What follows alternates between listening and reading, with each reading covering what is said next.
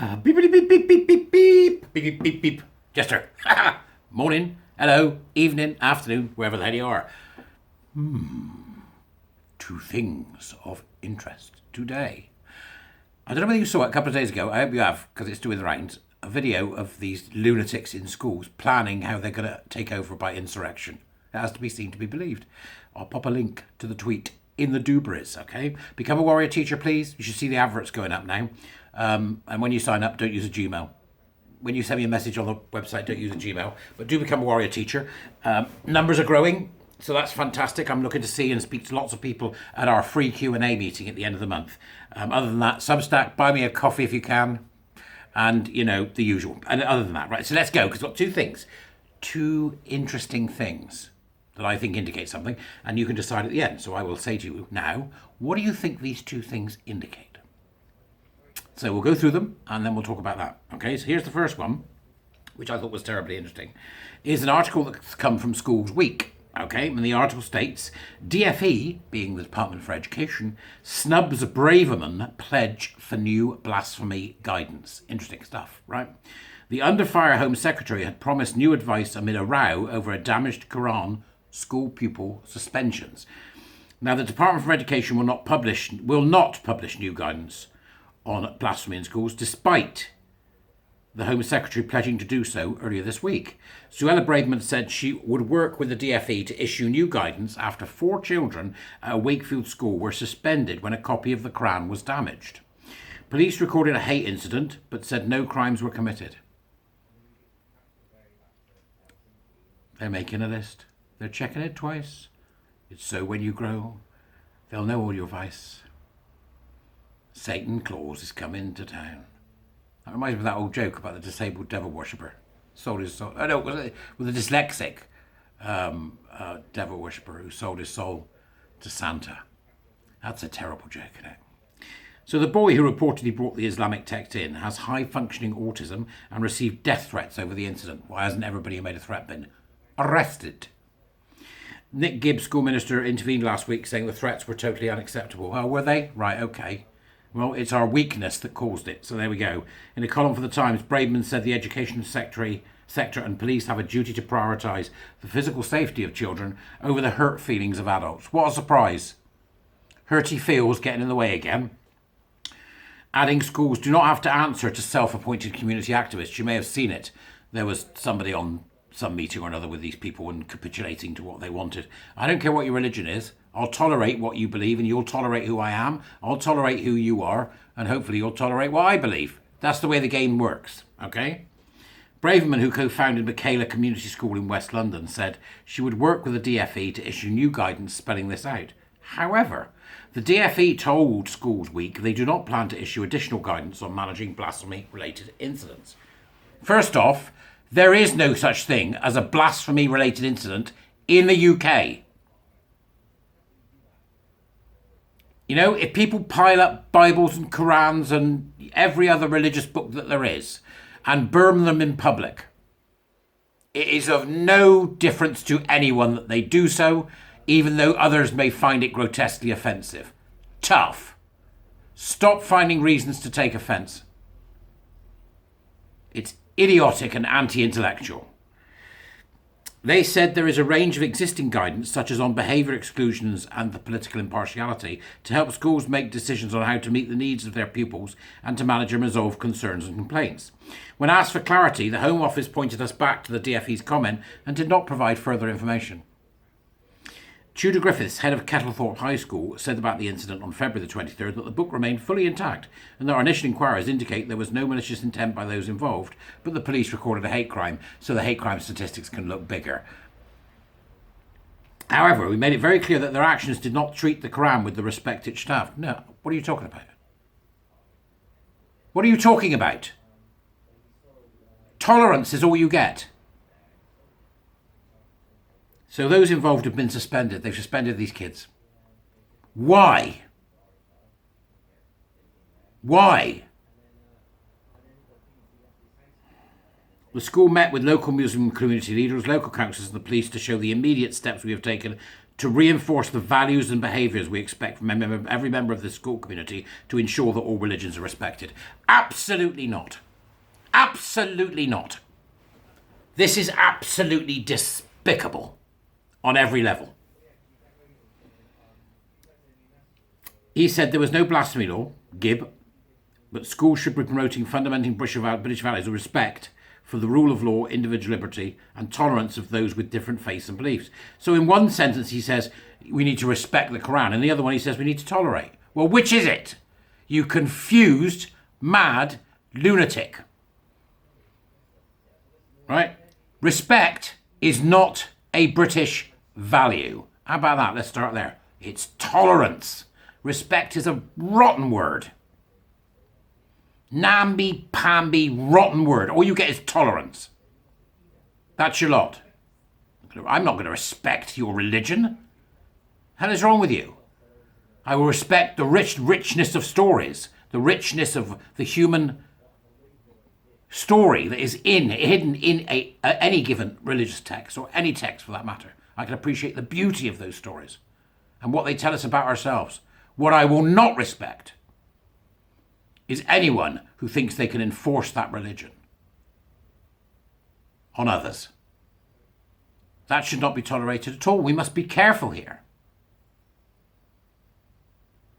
The government should be speaking up loudly on this. Humanists UK have said something similar. They've urged the DfE to issue guidance to schools, making clear that blasphemy, and it's in speech marks there, shouldn't be censored when explored in a lesson in a sensitive way or in normal interactions between pupils. There is no such thing as blasphemy. Bloody hell, these people. It's like, it's like misgendering. It's the same thing, isn't it? There's no such thing as blasphemy, all right? Stop it. Because if you don't, you're going to cause problems elsewhere. You watch. Give an inch, take a mile. You watch. Okay, now there's the first one that's riled my nards today. Okay? So what's the next one? Well, the next one is this.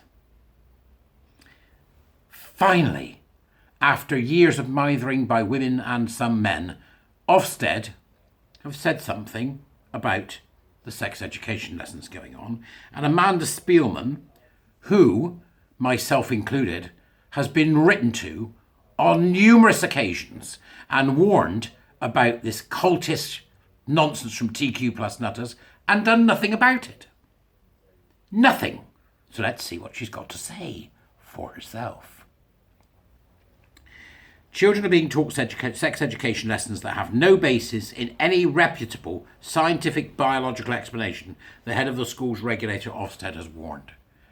Really, Amanda? Really? Come on. It shouldn't say warned, it should say as finally recognised. Pupils in some secondary schools have been told there are 100 genders, while children are being taught gender fluidity as fact in some major academic trusts and independent schools, an investigation by the Telegraph has found. Amanda Spielman, Chief Inspector of Ofsted, told this newspaper she has warned the government that the current relationships and sex education guidance places no limit on what can be taught. She warned that Ofsted is currently powerless to sanction schools teaching inappropriate material. No, but I understand you marked them up when they were teaching gender. If somebody's got the reference to that, I'd like to have it. Her intervention comes after the Telegraph revealed widespread evidence of age-inappropriate sex education materials in school. A dossier of evidence gathered by Conservative MP Miriam Cates was presented to Rishi Sunak last week. I've covered this, right? Miss Spielman then said it's clear that there are materials being used which have no basis in any reputable scientific biological explanation. And then she also said the way the Department for Education guidance is drafted sets clear minimum expectations but no maximum. Good point, which has been pointed out to her 1,000 times. The Ofsted chief said she has expressed concerns to the DfE about its guidance, which is now due to be reviewed. When? When did you do that? Give us the date, the time, the email, the date it was sent, what piece of software you used to send it, and where you were when you did. Come on, Amanda. Dish the dirt on yourself. Let's have it, madam. Miss Spielman said that parents must be able to see materials taught in RSE lessons. Schools have blocked parents from seeing resources because of threats of copyright breaches from third-party resource providers. You know, parents are busy folk, you know what I mean? They're getting their kids to school, they're off working, trying to build a family and have a home. Yeah, because they've really got the time to sit down and analyse the absolute reams of cobblers that these external providers provide. They haven't got the time. I mean, I'm not a great one for state interference. I genuinely am. You know that, right? Okay, but in this case, they should do it, right? Produce a list. We'll give you the list. Educate and celebrate. Pop and Ollie. We'll give you the list. We'll give you the list of people that should not be within 1,000 miles of a school. We'll give you the list. All you have to do then is to put it out and say, that's it. You will use none of these. And as they pop up, our little army of warrior teachers and Twitter warriors and the women that were the ones fighting this originally and everybody else who's involved will continue to add to the list. And all you have to do is have a look at their website. I'll give you the 20 things you need to spot. And all you have to do is spot one of them and they don't get anywhere near a school. How about that? Somebody make a declarative bloody statement on this, for God's sake! So, there was, for example, the Kemnal Academies Trust, which is TKAT. TKAT. Sounds like something out of Star Trek. Call Warrant Officer TKAT, which teaches year 7 and 8 pupils the gender unicorn. I know what I'd like to do with this bloody horn. Right, okay. In September, the Department of Education published guidance. In light of this, TCAT revised its policy. Since at this point, there has been no further guidance from the DFE, although we know it is expected this year. You don't need guidance. What do you need guidance for? To tell you shouldn't be teaching kids about the rotten work of John, Money and Stoller. You don't need guidance. What you need is some standards, some morals, and some principles, which you stand by. Okay? It's not hard.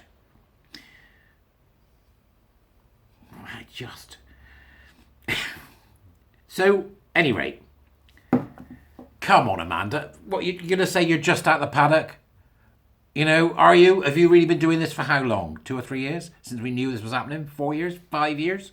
How long have you been doing this, Amanda? Come on, let us know. We want to know the goss.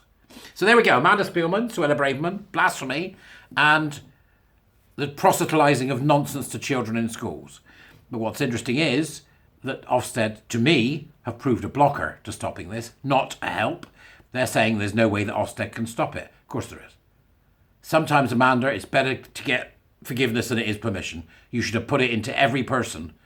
You know, you run the damn place. Do it and then justify it. You put in there, if they are teaching gender identity, queer theory or critical race theory, or if they are practicing gender identity, queer theory or critical race theory, that is an immediate placement into special measures and removal of the head. That's all you had to do. You had one job, Amanda. So, Amanda, civil servant, Ofsted, you know, external body, didn't do what she should have done, her damn job. Suella Braverman saying, right, we don't have blasphemy in this country, get it out. Civil servants, D of E, not doing their job. I wonder whether there's a problem with the civil service. Could it be it's overrun with nutters? Or could it be that it's become a political beast in its own right that seeks to bring the utopian state to life in Britain and has been allowed to get away with it too long as it cloned people and filled itself up with left and liberal nut jobs? Dunno, could be wrong, you tell me. You say it, put it in the old dubris and say to me, is there something wrong with the civil service, Barry? I think there probably is. Shout out now to SEEN, a civil service organisation who are fighting back against gender nonsense in the civil service. And my hope that head teachers everywhere are beginning to take notice and we will see some real change. Other than that, thank you very much for listening. I'll see you soon. Just right.